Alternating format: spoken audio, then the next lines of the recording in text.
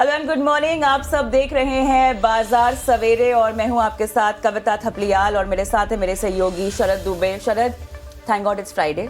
जी बिल्कुल बोल सकते हैं और न्यूज़ को भी कम है। हाँ, और लेकिन हफ्ता बेहतरीन रहा है, बहुत अच्छा रहा है। भारतीय बाजारों के लिए तो कमाल कर रहा है। जो संकेत भी मिल रहे हैं फिलहाल एशिया के बाजारों से और यूएस के बाजारों से भी, ग्लोबल भी, वो भी अच्छे ही हमें दिखाई दे रहे हैं। ये दूसरा फ्राइडे होगा जहाँ पे हम देखेंगे कि अब अच्छे वीकेंड पे जा रहे हैं। तो ऑफ कोर्स ट्रेडिंग कम्युनिटी भी शायद बयान भी अच्छे हैं, वो तो हर हफ्ते आते हैं। फ्राइडे भी अच्छा होता है, मंडे भी अच्छा होता है, तो हमारे लिए दोनों ही अच्छा रहता है।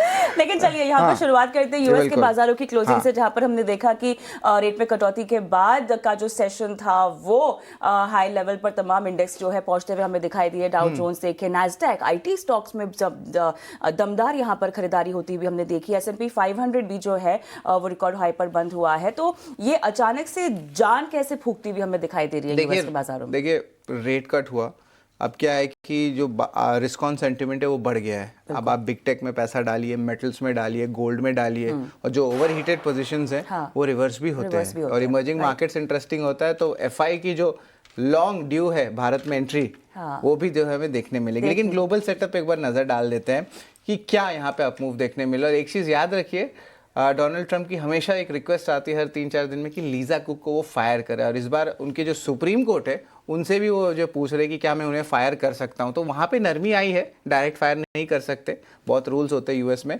तो उस पर भी जो है नज़र रहेगी बाजार की। लेकिन देखिए, ग्लोबल सेटअप में गिफ्ट निफ्टी में जो थोड़ी सी कमजोरी है, लेकिन नेट ट्रेंड पॉजिटिव ही है। 25,460 के करीब जो है अभी ट्रेंड कर रहा है।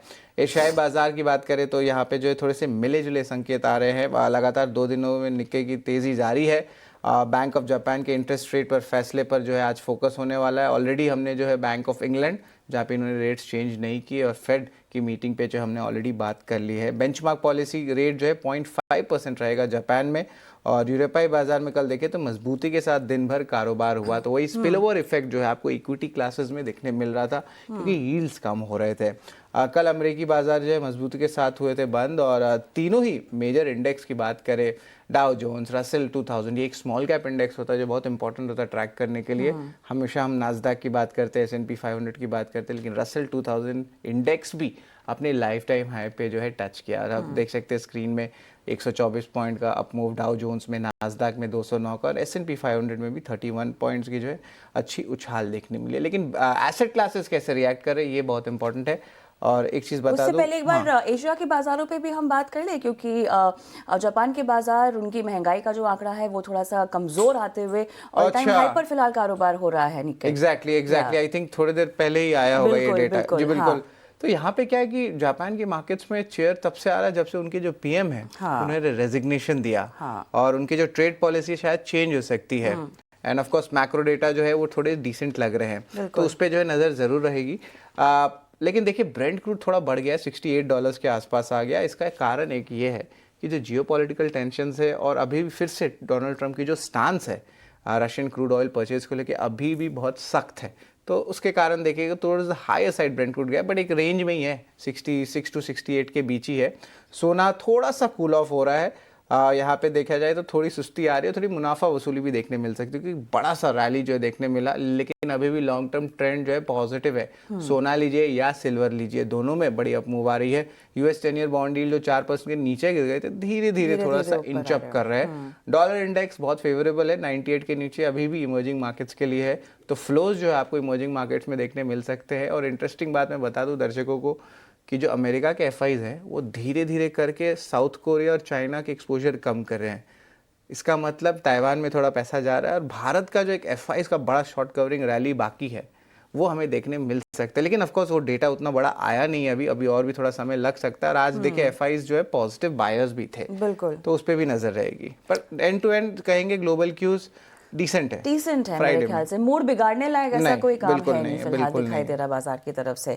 और जैसा कि आपने कहा कि एफआईडीआईएस की खरीदारी भी होती हुई दिखाई दे रही है, तो हमने देखा कि एक दिन की बिकवाली के बाद जो आंकड़ा आया है खरीदारी का एफआईडीआईएस का, कम से कम एफआईआईएस का अगर हम फ्लैश करें तो लगभग 366 करोड़ का आता हुआ हमें देखने को मिला है। और डीआईआईएस ने दमदार खरीदारी की है, लगभग 3326 करोड़ का आंकड़ा यहाँ पर खरीदारी का डीआईआईएस की तरफ से भी आता हुआ हमने देखा है।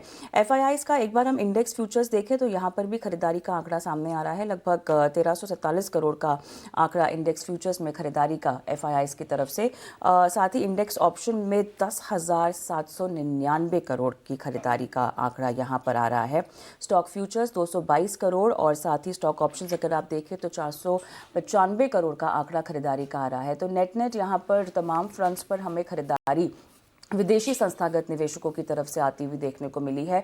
और यहाँ पर अगर आप केवल 15 सितंबर की एक तारीख को छोड़ दें और 17 तारीख को छोड़ दें तो यहाँ लगातार खरीदारी हमने इस हफ्ते 3 सेशंस में आती हुई देखी FIIs की तरफ से। DIIs का आंकड़ा आप देख लीजिए, एक बार फिर से इस पूरे हफ्ते 18 सितंबर को दमदार खरीदारी होती हुई 3326 करोड़ की DIIs की तरफ से, और उसके बाद लगातार इस पूरे हफ्ते जितना भी आंकड़ा आया है, हाईएस्ट 18 सितंबर का आंकड़ा हमें आता हुआ दिखाई दे रहा है। ओवरऑल खरीदारी का एक मोमेंटम जो है इस पूरे हफ्ते बना है और DIIs की तरफ से। अब देखना ये होगा कि FIIs लगातार इमर्जिंग मार्केट्स की जहाँ तक बात है भारत के प्रीमियम को फैक्टर इन करते हुए और कितना आगे बढ़ते हैं। लेकिन शरद, आज के बाजार का एक सेटअप हम अब देख लेते हैं जो हमें गिफ्ट निफ्टी से भी संकेत मिलते हुए दिखाई दे रहे हैं। अब स्ट्रीट को डर एक बात की है कि कहीं बाजार एक रेंज में ना पड़ जाए। 25,500 एक ऐसा हर्डल शायद बताया जा रहा है जिसको क्रॉस करना बहुत ज़रूरी होगा अगर हम एक तेज़ी से बाजार को आगे बढ़ता हुआ देखना चाहते हैं। कल का सेशन भी हमने पॉजिटिव देखा, थर्ड कंसेक्यूटिव सेशन जहां पे खरीदारी हो रही थी, लेकिन फिर भी एक रेंज में, एक दायरे में बाजार घूमता हुआ हमें दिखाई दे रहा था। अच्छी बात